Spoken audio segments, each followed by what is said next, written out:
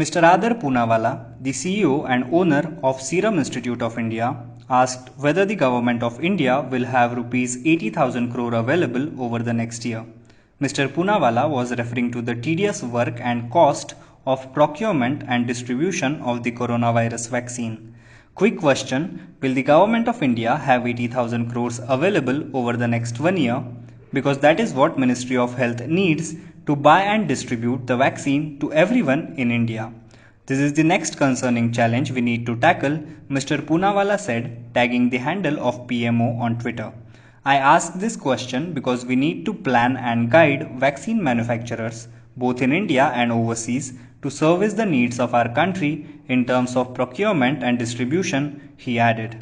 Moving on to the next news, in a major reshuffle in the ranks of Bharatiya Janata Party, its president JP Nadda on Saturday announced his new team with a few names being dropped and few faces being introduced from states where the party is trying to develop the leadership. While Ram Madhav, Muralidhar Rao and Anil Jain were removed from the top post, NTR's daughter Purandeshwari was appointed as a general secretary. Pankaja Munde, the daughter of former Union Minister Gopinath Munde, is now BJP's secretary, while former Rajasthan Chief Minister Vasundhara Raje has been appointed as BJP Vice President.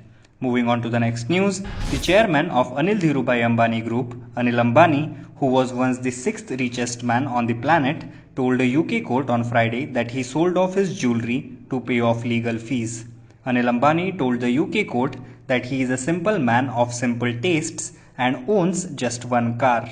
Buried under debt, the businessman said he received Rs 9.9 crore after selling all his jewellery between January and June 2020 and owns nothing meaningful, Times of India reported.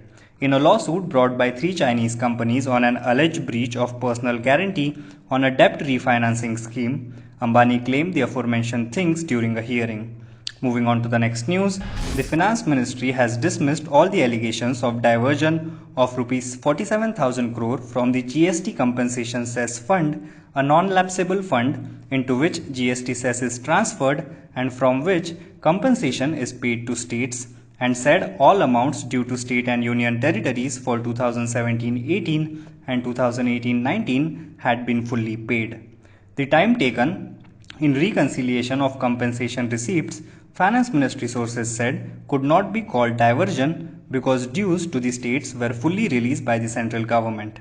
Moving on to the next news, 9 policemen have been named in a charge sheet filed by the CBI in a case of alleged custodial death in Tamil Nadu's Tuticorin. In the case that was widely condemned for alleged police brutality, Jairaj and his son Benix were allegedly tortured by the Satanakulam police on the night of 19 June before they died in a hospital. The 2 men were allegedly subjected to brutal torture in police custody. Their family alleged they had several internal and external wounds. After nationwide outrage and demands for action against the policemen involved, Chief Minister Palaniswamy had handed the case over to the Central Bureau of Investigation. Now be the first to know about the latest updates on our new news app. Go on your Android or iOS, search for HW News Network. Download our app, choose the language you prefer to get updates in, and be up to date with the latest news.